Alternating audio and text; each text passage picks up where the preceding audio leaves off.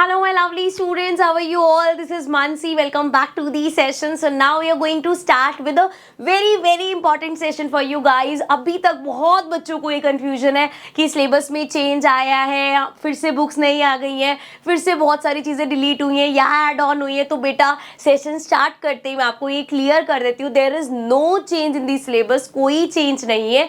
Last year से अगर आप अपने सीनियर से बुक ले रहे हो तो बुक्स भी सेम है, तो आप वही रैशनलाइज बुक्स ले सकते हो. हाँ, अगर आप 3-4 साल पुरानी बुक, 2 साल पुरानी बुक ले रहे हो तो वो मत लेना.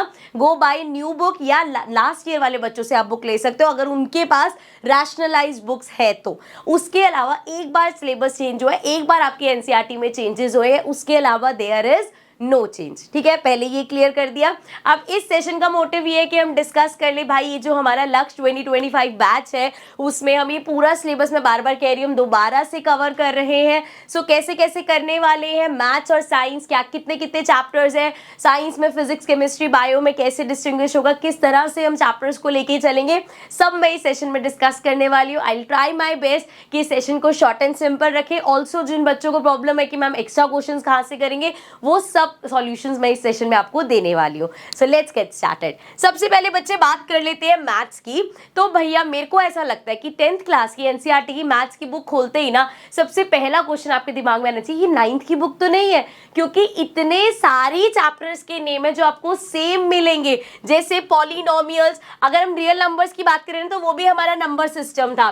Pair of linear equations in two variable, quadratic equation, triangles, we have circles, coordinate geometry and then surface area, stats और प्रोबेबिलिटी तो होता ही है. सो ये सारे बेटा ये नाम ऐसे हैं जो 9th के हमारे चैप्टर्स थे. ठीक है, तो मतलब 9th में बेसिक आपने इन हर चैप्टर का कर रखा होगा, आपके लिए नया नहीं है. अब मुझे पता है मेरी ये बात बोलने के बाद आपको लग रहा है मैम यही तो दिक्कत है कि 9th में ढंग से पढ़ाई नहीं करी थी. तो जिन बच्चों ने 9th में अच्छे से नहीं भी पढ़ा तो ये डरने की जरूरत नहीं कि भाई मैंने अब 9th अच्छे से नहीं करा तो मेरी 10th भी खराब हो गई. यहाँ पे मेरे सेशंस में, मेरे लेक्चर्स में कोई आपको ये नहीं बोलेगा कि ये तो आपको आता ही होगा, ये तो आपने पहली क्लास में पढ़ा ही हुआ है. सो मैं किसी भी लेक्चर में आपको ये चीज नहीं बोलने वाली. हम यहाँ पे बच्चे जो भी लेक्चर्स करेंगे सब में बेसिक से लेके प्रो तक समझेंगे. ऐसा नहीं है कि ये तो 9th में करा हुआ है ये तो आता है. मैं ऐसे पढ़ाऊंगी कि आपने कभी पढ़ा ही नहीं हुआ. मैं उस तरीके से आपको पढ़ाने वाली हूँ कि आपको बहुत ईजी लगे वो चीज. लेकिन जो बच्चे 9th में अच्छे से पढ़ के आए हैं उनका आई नो जो बेस है वो बहुत स्ट्रांग हो रखा होगा, तो आपके लिए एक प्लस पॉइंट रहेगा. जिन्होंने नहीं भी किया I am there for you, don't worry. ठीक है, सो उसके अलावा बेटा जो नए आएंगे जैसे अर्थमेटिक प्रोग्रेशन, ये एक नया चैप्टर है. एपी के बारे में आपने कभी नहीं पढ़ा but again it is an easy chapter. पढ़ने के बाद आपको लगेगा अरे मैम ये तो बाकी चैप्टर से भी इजी था. तो एपी है हमारा ट्रिग्नोमेट्री. आई नो कि जो आपके सीनियर्स है ना यार वो इतने गंदे हैं ना, ऐसे बोल देते हैं बच्चों को जो नई क्लास में आते हैं भाई 10th में ट्रिगो करेगा ना तब तेरे को पता चलेगा. तो भाई आई विल मेक श्योर कि ट्रिगो आपको डिफिकल्ट ना लगे. ट्रिग्नोमेट्री को भी हम इतना इजी तरीके से करेंगे ना कि आप अपने जूनियर्स को बोलोगे अरे ट्रिगो भी बहुत इजी होता है, डोंट वरी. ठीक है, तो ट्रिगो आएगा, एप्लीकेशंस ऑफ ट्रिग्नोमेट्री आएगा, ये भी इजी है. एरिया रिलेटेड टू सर्कल्स आएगा, इजी है. बाकी सब चैप्टर्स ऑलरेडी हमने, तो कोई भी चैप्टर डिफिकल्ट नहीं है. लक्ष्य 2025 बैच में हम ये सारे चैप्टर्स कवर करने वाले रैशनलाइज बुक के हिसाब से. ठीक है, अब बात करते हैं कि अभी मैंने शायद 2 चैप्टर्स डाले हैं एंड बच्चे मैम इसमें से आदि शर्मा के क्वेश्चंस भी कर ले. भाई तुम लोग क्यों पीछे पड़ जाते हो कि अभी मतलब सेशन स्टार्ट होते हम मोटी मोटी बुक्स ले ले. पहले सिलेबस बहुत है, सब्जेक्ट्स बहुत सारे हैं, तो क्यों आपको इतने सारा अपने सिलेबस बढ़ाना है. हमें इस टाइम पे क्या चाहिए ना, हमें चाहिए बेस्ट क्वालिटी, ना कि क्वांटिटी भर भर के कि एक चैप्टर के 100 क्वेश्चन कर ले, आने 2 ही क्वेश्चन है उसमें से. सो क्यों ना हम उस चैप्टर के 20 क्वेश्चन ही करें एंड उन 20 क्वेश्चन में कोई 2 चैप्टर आ जाए. तो लास्ट ईयर वाले बच्चों को भी मैंने रिकमेंड किया था, आप लोगों के लिए भी मैं कहूंगी एडुकार्ट के क्वेश्चन बैंक्स आते हैं बेटा, उसमें हर चैप्टर के हर टाइप के क्वेश्चंस आपको मिलेंगे. जैसे आप यहाँ पे इंडेक्स देख सकते हो, सारे चैप्टर्स कवर होंगे एंड ऑल्सो बच्चे हर चैप्टर वाइज आपको ऑब्जेक्टिव क्वेश्चंस मिल जाएंगे, केस बेस्ड स्टडी क्वेश्चन जिसमें बच्चों को बहुत दिक्कत होती है, असर्शन रीजनिंग के शॉर्ट लॉन्ग हर टाइप के क्वेश्चंस मिल जाएंगे आपको. सो अगर आप ये क्वेश्चन बैंक लेते हो आपको किसी और हेल्प बुक की जरूरत नहीं पड़ेगी. हर चैप्टर के आप एक्स्ट्रा क्वेश्चंस इसमें से कर सकते हो. ट्रस्ट मी आपका एग्जाम इससे बाहर नहीं आएगा.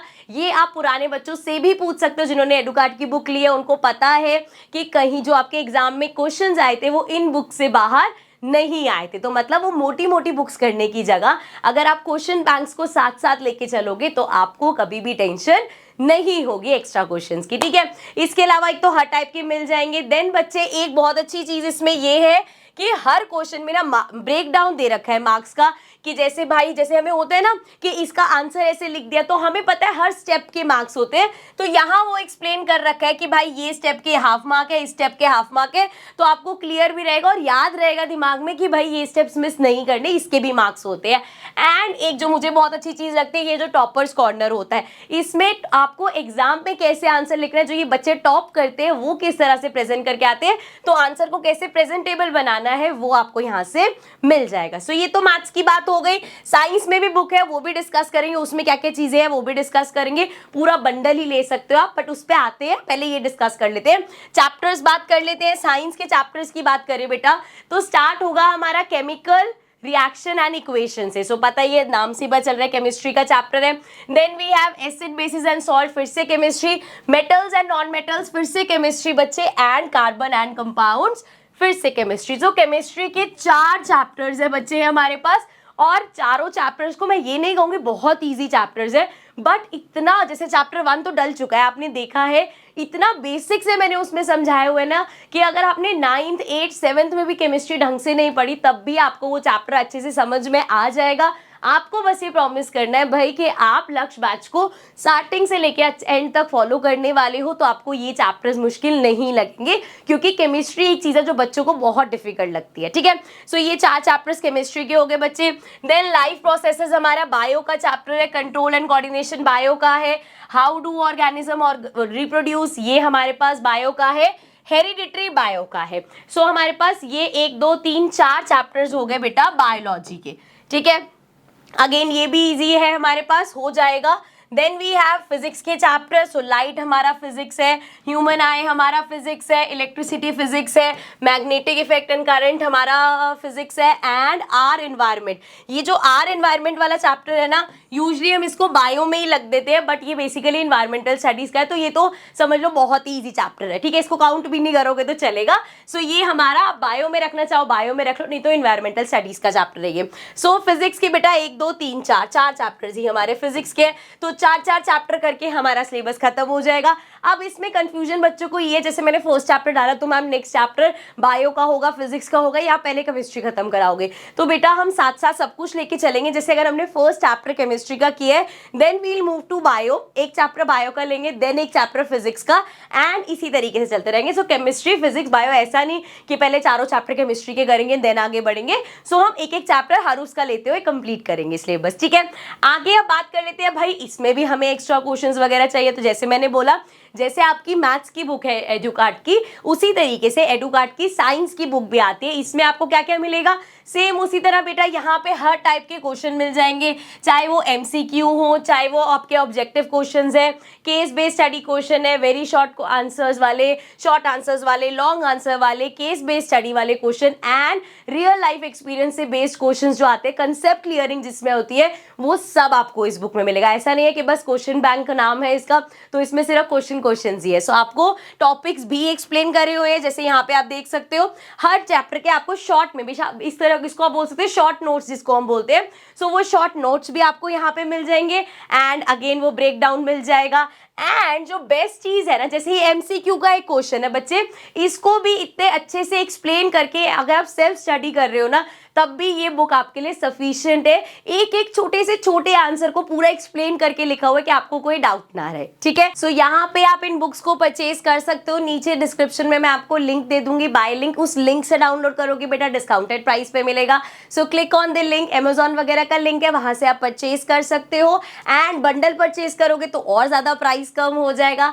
एंड आई रियली होप कि जिन बच्चों को अब एक्स्ट्रा क्वेश्चंस की दिक्कत है बच्चे, आप इन एक्स्ट्रा क्वेश्चंस के लिए क्वेश्चन बैंक्स को लेना। मैं सच बताऊं, जब मैं 10th क्लास में थी तब उस टाइम पे हम R D. Sharma, R S. Agarwal sorry मोटी मोटी बुक्स करते थे, बट अब आप लोग 21वीं सदी के बच्चे हो यार, अब हमें क्या करना है, स्मार्ट स्टडी करनी है, हमें बहुत ज्यादा क्वांटिटी नहीं चाहिए, हमें क्वालिटी चाहिए। सो आप अपनी सीनियर से, पिछले जो 10th क्लास के बच्चे पास आउट आप उनसे पूछ सकते हो एडुकार्ड की बुक्स उन्होंने भी यूज करी है और उनके लिए कितनी हेल्पफुल रही है। सो डिस्क्रिप्शन में मैं लिंक डाल दूंगी। इस सेशन को मैं यहीं एंड करती हूँ। आई होप अब आपकी कंफ्यूजन दूर हो गई होंगी, सिलेबस किस हिसाब से चलेगा। साइंस में बहुत बच्चों को लग रहा था कि मैम सारे 1 2 3 4 ऐसे कराएंगी। सो नहीं बच्चे, हम इसको केमिस्ट्री, बायो, फिजिक्स ऐसे ही लेके चलेंगे, ठीक है। अभी भी कोई डाउट है तो नीचे कमेंट सेक्शन में आप मेरे से पूछ सकते हो and I will just see you in the next video लक्ष्य बैच में। Thank you so much for the response. I can see के बच्चों को बहुत अच्छा लग रहा है कि मैं रैशनलाइज सिलेबस के हिसाब से करा रही हूँ एंड उनको फाइनली बहुत साल बाद नई वीडियोस मिल रही हैं। सो आई रियली होप कि ये बैच बहुत अच्छा रहेगा एंड आप लोगों के लिए बहुत हेल्पफुल रहेगा। I will see you all in the next video. Bye bye for now.